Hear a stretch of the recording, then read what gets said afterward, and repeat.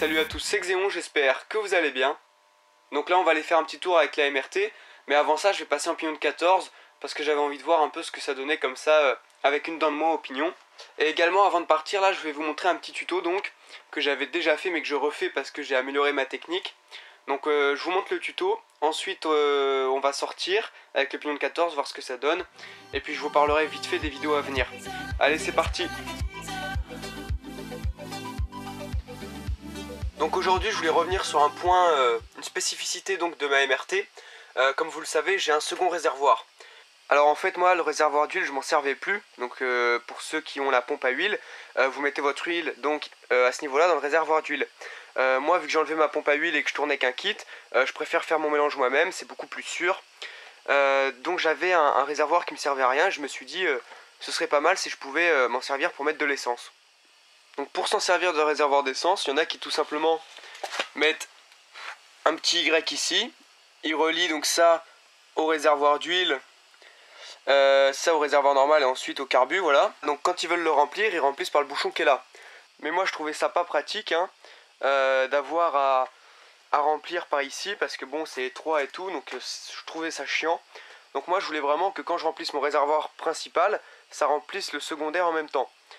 Donc on peut voir que j'ai ici une durite, seulement le débit aurait pas été assez conséquent pour remplir le réservoir d'huile assez rapidement sans que ça déborde ici. Enfin je pense, ou alors il aurait fallu remplir mais attendre que ça remplisse le réservoir par ici, ça aurait été un peu lent je pense. Donc j'ai tout simplement une durite qui est ici, donc qui relie les deux réservoirs. Comme ça quand je remplis mon réservoir principal, ça remplit tout de suite mon autre réservoir. Et la durite que j'ai là, c'est tout simplement pour les relier. Parce que quand l'essence monte dans le réservoir d'huile, et forcément faut pas que ça déborde par le bouchon qui est là. Donc ça remonte ici et ça vient prendre là, comme ça il n'y a pas de débordement au niveau du bouchon. Et en plus ça me fait une petite jauge de niveau. Voilà, donc cette méthode, c'est une méthode qui nécessite tout de même de percer le réservoir principal et le réservoir d'huile. Donc je vous le déconseille fortement si jamais vous avez à revendre la moto par la suite ou la repasser en origine avec une pompe à huile. Donc écoutez, voilà, faut vraiment pas faire ça sur un coup de tête, pensez-y bien avant. Moi j'ai fait ça tout simplement parce que ça me convient et que je compte pas revendre la moto. Voilà, donc je tiens à rappeler que bien sûr la première méthode est vraiment très utile, c'est-à-dire que vous continuez de remplir l'essence par le petit bouchon du réservoir ici, et vous mettez simplement un Y et de la durite pour relier le tout donc au carbu. Et donc ça permet de ne pas avoir à percer le réservoir, etc. Et donc c'est une méthode franchement très sympathique. Surtout si vous comptez repasser votre moto en origine par la suite pour la revendre. Donc moi je vous montre tout simplement ce que moi j'ai fait, si jamais ça peut intéresser donc d'autres personnes qui seraient dans mon cas. Voilà, bah écoutez là je démonte la selle, l'ouïe gauche, et je vous montre la petite modif qu'il y a à faire.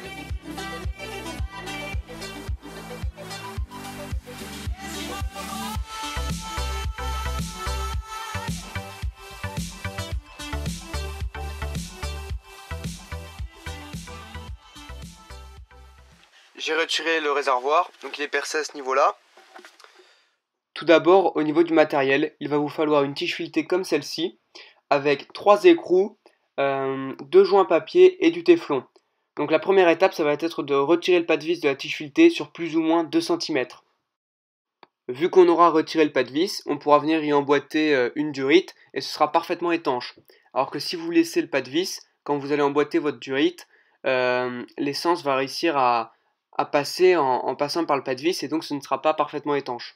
Pour retirer le pas de vis, moi j'ai tout simplement posé ma pièce comme ceci sur une perceuse et ensuite j'ai posé la lime pour essayer de garder une circonférence parfaitement ronde. Donc c'est pareil, plus c'est rond, moins il y a de chances que ça fuit. Après vous pouvez tout à fait le faire à la main sans la perceuse.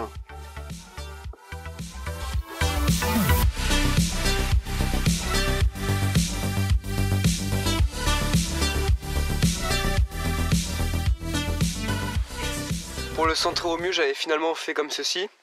Donc j'avais tout simplement mis un écrou dont le diamètre intérieur était presque identique au diamètre de ma tige intérieure et dont le diamètre extérieur était presque identique à celui de mon tube ici. Donc comme ça me permettait d'avoir quelque chose de presque bien centré.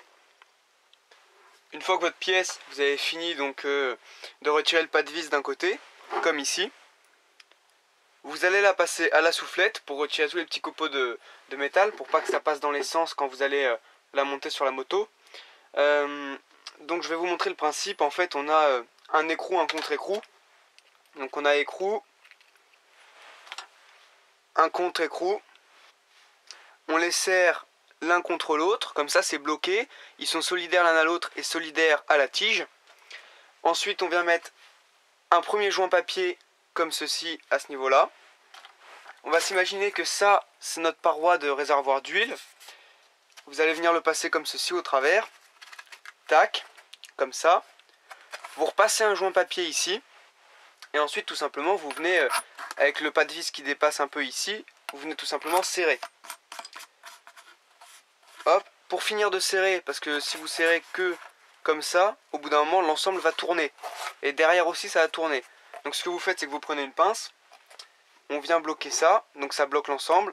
Et on vient donc finir de visser notre écrou ici. Donc là, l'étanchéité est presque parfaite. Donc on a, je vous rappelle, un joint de ce côté, un joint de ce côté.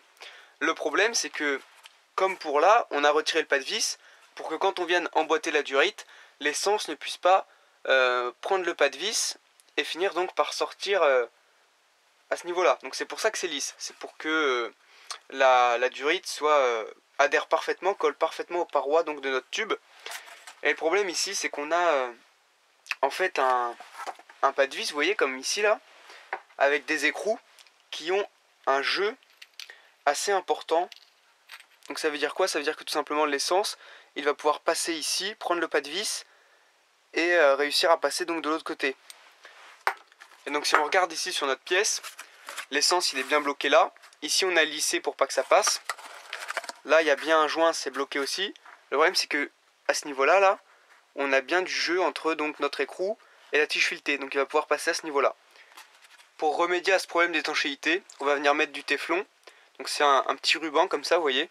Et donc ça sert justement à l'étanchéité des pièces donc de plomberie, etc. Donc vous venez enrouler ça autour de votre pièce dans le sens où va se visser votre écrou. Parce que sinon, si vous le mettez dans le sens inverse, quand vous allez visser votre écrou, il va tout simplement tout arracher. Donc hop, vous venez en enrouler tout autour. Il faut bien que ce soit tendu donc pour que ça adhère le mieux possible au pas de vis. Donc faut en mettre pas trop mal, hein, histoire que ce soit bien étanche. Mais il ne faut pas non plus en mettre trop, sinon vous ne pourrez plus serrer vos écrous.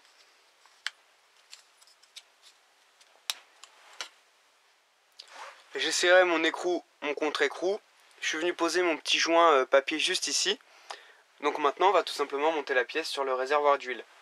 Pour ça vous prenez un petit fil, un petit câble. Vous le passez, vous le faites ressortir de l'autre côté. Voilà, comme ça.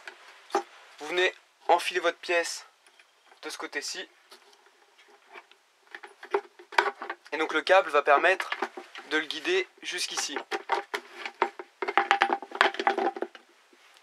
Voilà, donc il arrive ici. Maintenant vous prenez soit une petite pince et vous réussissez donc à le sortir. Hop. Ou alors vous prenez un axe.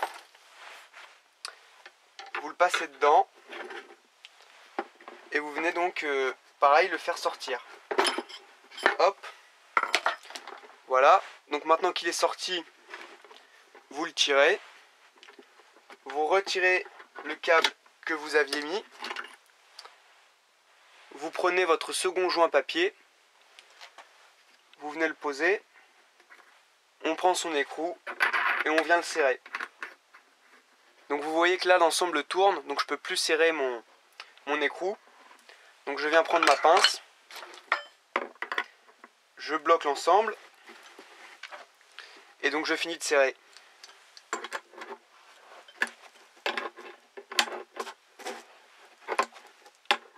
La pièce est en place, ça y est. Donc serrez pas non plus trop fort parce que ça reste du plastique, donc ce serait con que votre écrou passe au travers. Même avec le joint papier et tout, normalement il n'y a pas trop de chance, mais bon, on va éviter de trop solliciter la résistance du plastique. Donc par sécurité, on renettoie l'ensemble. Au décapeur thermique, je suis venu chauffer un bout de durite. Et ensuite je suis tout simplement venu l'emboîter directement sur ma pièce. Une fois que vous avez réussi à parfaitement l'emboîter, vous venez tout simplement y fixer un collier.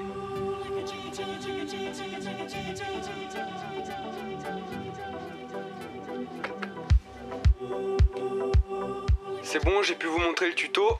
Donc bien sûr, la pièce que je vous ai montrée, vous faites exactement pareil pour la pièce du réservoir. Et puis voilà, c'est nickel. Donc j'ai mis le pignon de 14, on va aller faire un petit tour et puis on va voir ce que ça donne.